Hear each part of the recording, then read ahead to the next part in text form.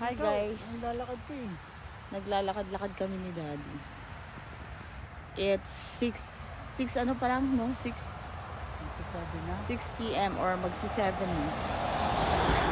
Magsi-7 p.m. pa lang pero maliwanag pa. 7:14 pa Ayan. lang. Ha? 7:14. 7 na pala. 7:14 p.m.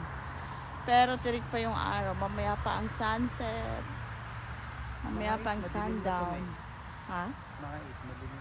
Mga 8. Mga 9 pa. Ano pa yan? Hindi. 8 madilim na to.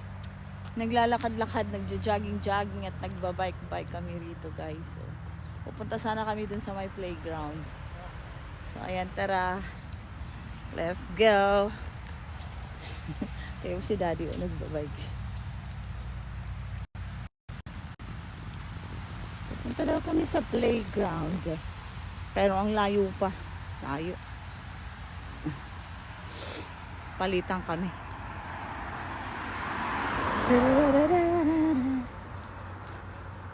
Isa lang kasi yung bike namin, kaya palitan na lang kami.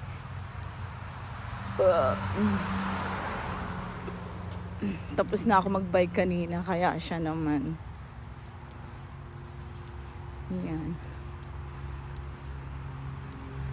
The sun is still out. Kaya maliwanag pa dito. Ayan. Ayan pang araw. Oh.